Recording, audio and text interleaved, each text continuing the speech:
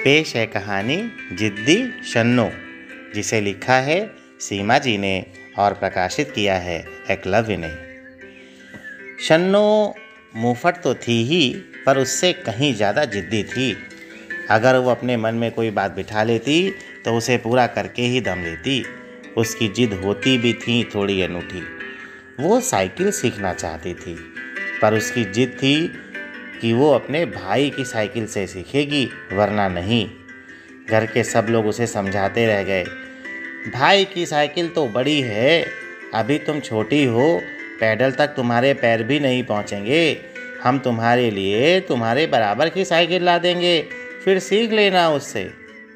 पर शन्नो कहाँ किसी की सुनने वाली थी। उसने कहा, तो ठीक है, जब मैं भाई की जितनी बड़ी हो जाऊंगी तब सीख लूँगी, पर मैं सीखूंगी तो भाई की साइकिल से ही। पता नहीं उस साइकिल से ऐसा क्या था कि शन्नो उसका मुंह छोड़ने के लिए तैयार नहीं थी। नई साइकिल दिलवाने की बात पर भी नहीं। लगभग 2-3 साल तो उसने यूं ही गुजार दिए, पर अब तक उसके पैर जरूर थोड़ा थोड़ा साइकिल के पैडल पर पहुंचने लगे थे। एक दिन उसने अपने भाई से कहा, जब मैं बड़ी हो गई हूँ, चलो साइकिल सीखने में मेरी मदद करो। मैं पैडल मारूंगी और तुम पीछे से साइकिल पकड़ना। मैं नहीं पकड़ने वाला। क्यों नहीं? इतनी बड़ी लड़की को साइकिल सिखाता देखकर मेरे दोस्त मुझ पर हंसेंगे। जाओ, जाकर अपने आप सीखो।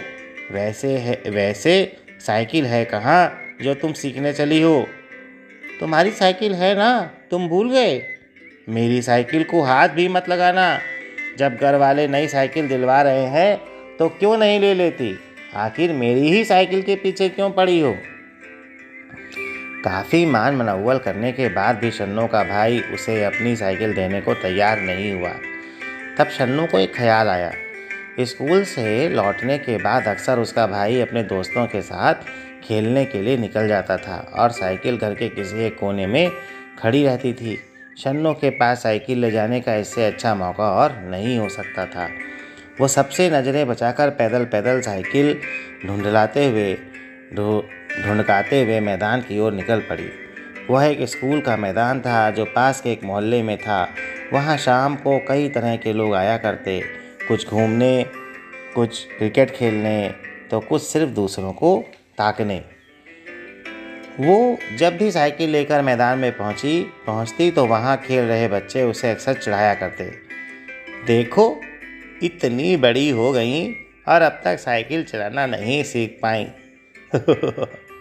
हैंडल तो संभल ही नहीं रहा और चली है भाई की साइकिल चलाने। कुछ दिनों तक तो वो उनकी बातों को अनसुना करती रही, पर एक दिन शन्नो का गुबार फूट ही पड़ा। बड़ी हूँ तो क्या, साइकिल भी तो बड़ी है। बक बक बंद करो और अपना काम करो। देख लेना, मैं एक दिन इसी को चलाकर दिखाऊंगी। ताने मारने में मोहल्ले वाले भी कम नहीं थे।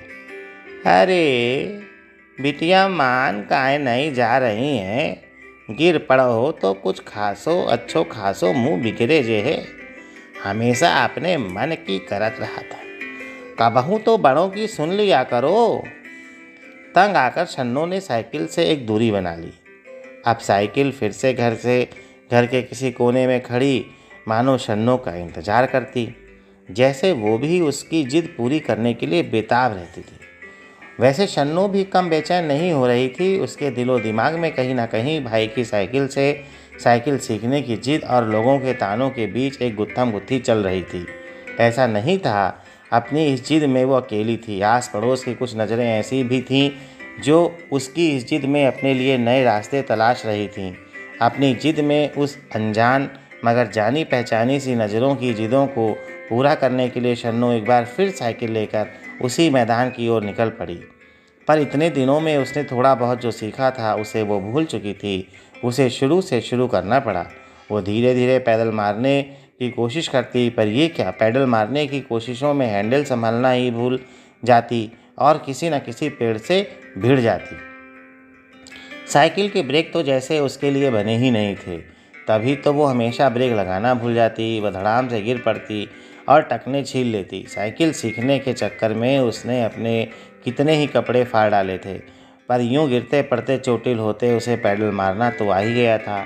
पैडल मारने के साथ साथ उसने कूदना भी सीख लिया था। साइकिल चलाते चलाते उसे जब भी लगता कि वो गिरने वाली है तो ब्रेक न लगाकर वो झट से साइकिल से कूद पड़ती। उसको तो कुछ नहीं होता, पर साइकिल का हैंडल जरूर टेढ़ा हो जाता। धीरे धीरे उसने न केवल हैंडल सीधा करना बल्कि उसे संभालना भी सीख लिया, लेकिन ठीक से ब्रेक लगाना उसे अभी भी नहीं आया था। पर शन्नो को कोई जल्दी नहीं थी। साइकिल सीखने का यह सफ़र अभी थमा नहीं था। वो रोज़ अपनी जिद को पक्का करती और अपनी साइकिल, जो उसकी जिद को पूरा करने के सफ़र में उसकी सहेली बन चुकी थी, को लेकर मैदान में निकल पड़ती। तो ये कहानी आपको सुना रहे हैं जयशेखर बलरामपुर से, और इस वीडियो में चित्रों से सजाया है हमारी लाइब्रेरी के नन्हे मुन्ने बच्चों ने। आप सभी का शुक्रिया।